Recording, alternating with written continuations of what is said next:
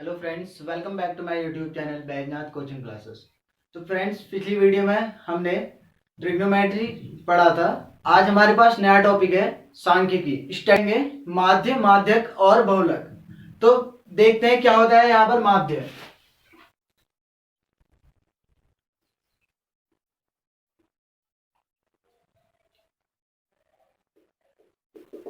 तो देखो, हम माध्य कैसे निकालते थे। जब हम कक्षा 9th में थे तो उस टाइम पे हमने जो माध्य निकाला था वहां पर हमको जो आंकड़े दिए गए थे तो वो आंकड़े थे अवर्गीकृत। अवर्गीकृत मतलब जैसे हमने कुछ आंकड़े ले लिए x1 x2 x3 ऐसे ही xn तक। तो अगर हमें इन आंकड़ों का माध्य निकालना था तो हम कैसे निकालते थे।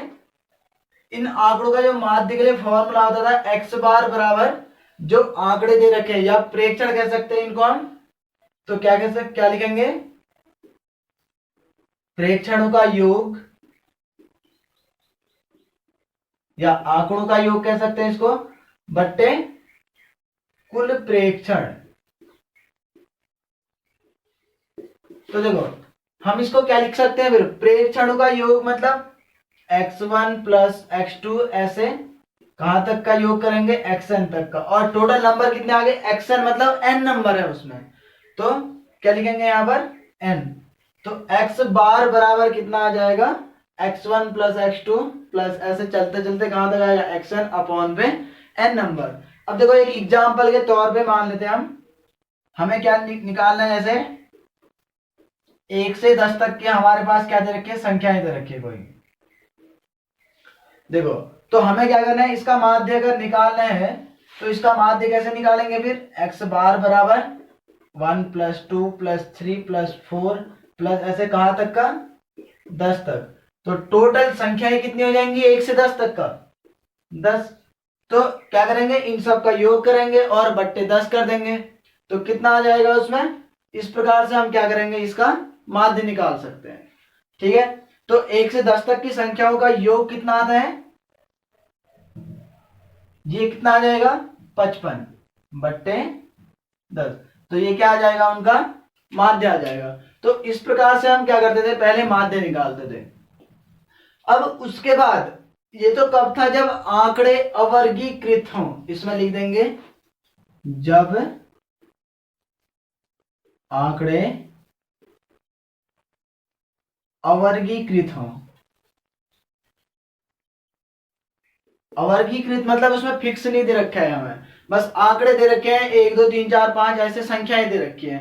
तो उस कंडीशन पे फॉर्मूला क्या बना फिर हमारे पास, या तो हम ये लिख सकते हैं या एक्स बार बराबर क्या लिख सकते हैं, सिग्मा एक्स बट्टे एन, जहां पर एक्स क्या होगा, आंकड़ों का योग, और एन क्या आएगा, कुल आंकड़े।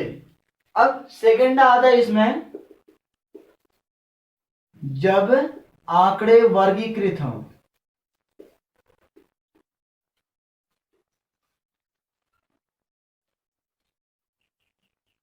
अब देखो, आंकड़े वर्गीकृत हो मतलब वर्ग अंतराल में दे रखा हो।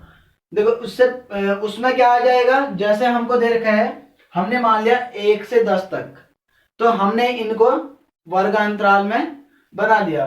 तो वर्ग अंतराल में कैसे बनाया, जैसे 0 से 2 तक, फिर 2 से 4, 4 से 6, 6 से 8 और 8 से 10, लास्ट में कहां तक का है, 10। तो 0 से 2 के बीच में कितनी संख्या है, तो उनको क्या लिखेंगे हम, 0 से 2 के बीच में कितनी है, केवल एक। तो इसमें जो हम लेते हैं वो निम्न सीमा तो जुड़ेगी, लेकिन इसे कहते हैं निम्न सीमा और इसे कहेंगे उच्च सीमा।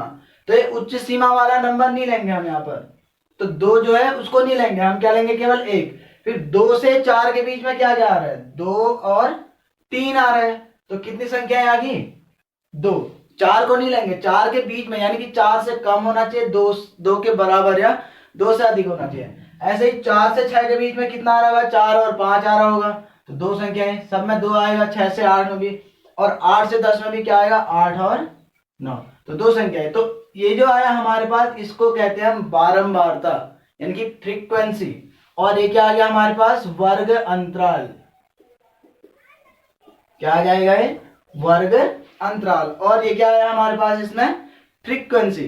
तो इस टाइप से अगर हमको किसी कोई टेबल दी होगी तो उसका अगर हमें माध्य ज्ञात करना होता है तो इसके लिए जो फॉर्मूला आएगा ये होता है एक्स बार बराबर सिग्मा एफ एक्स बट्टे, या तो एन लिखते हैं उसको, या एक्स बार बराबर सिग्मा एफ एक्स बट्टे सिग्मा एफ, ऐसा भी लिख सकते हैं, या क्या लिख सकते हैं हम, sigma F I x I upon पे सिग्मा एफ आई।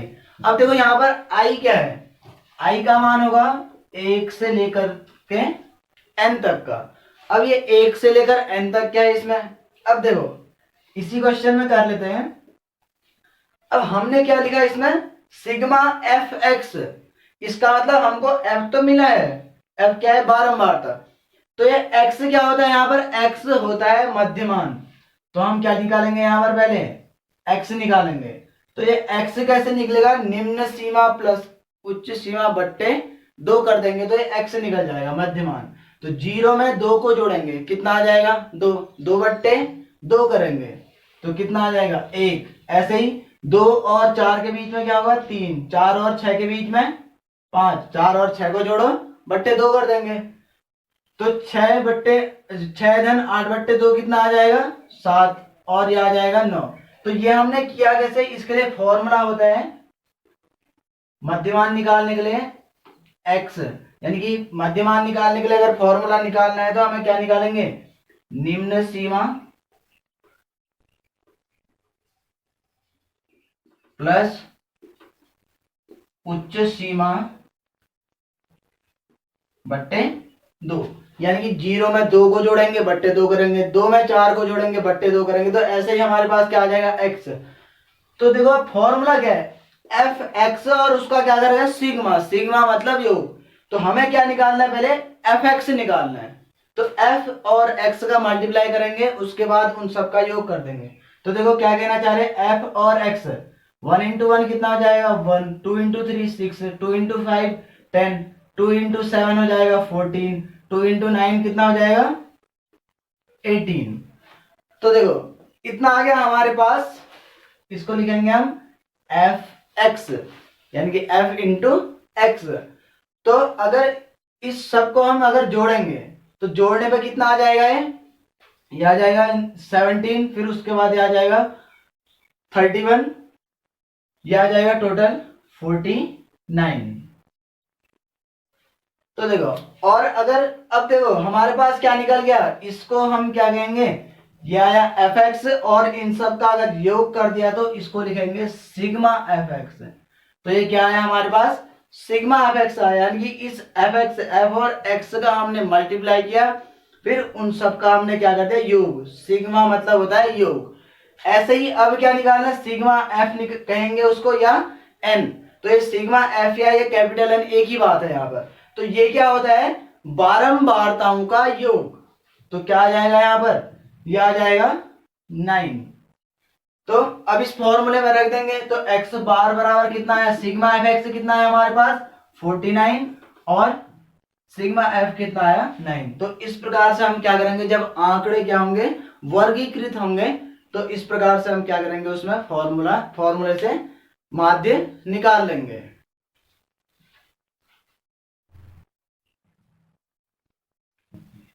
अब देखो अभी तो हमने कैसे बनाया था, जब हमको वर्ग अंतराल दिया था।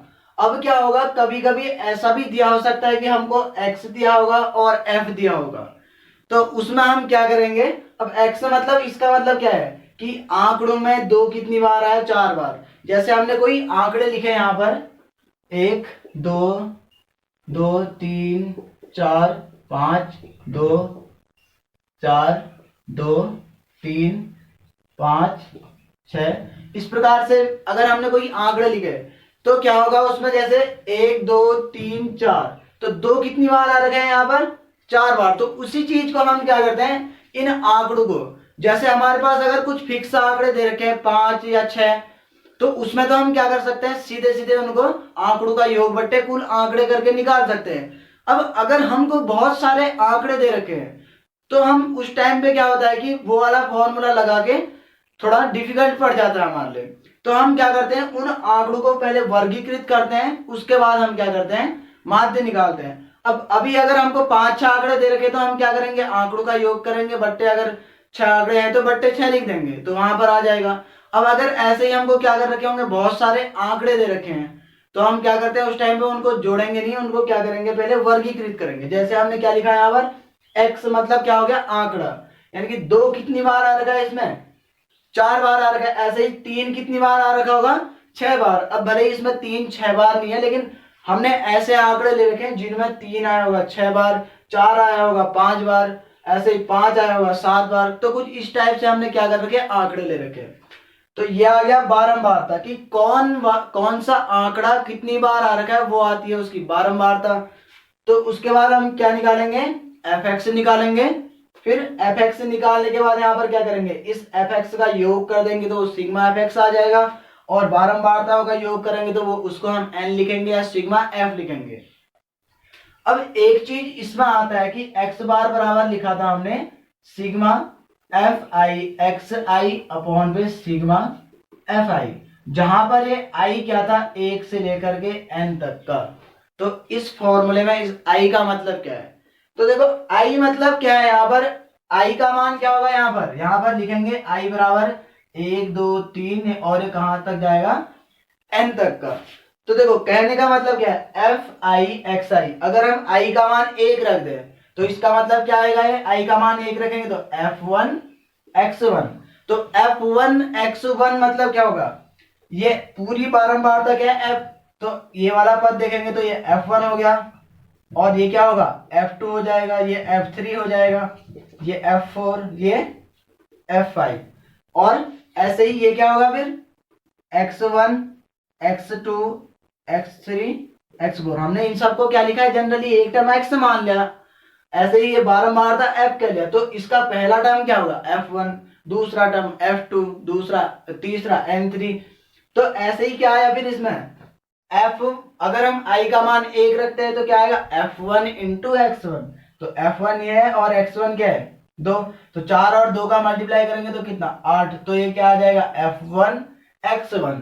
ऐसे ही ये वाला टर्म क्या आएगा f2 x2 f3 x3।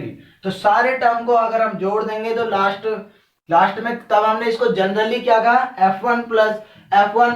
अब इसी चीज को अगर हम तोड़ेंगे तो क्या आ जाएगा f1 x1 plus f2 x2 plus f3 x3।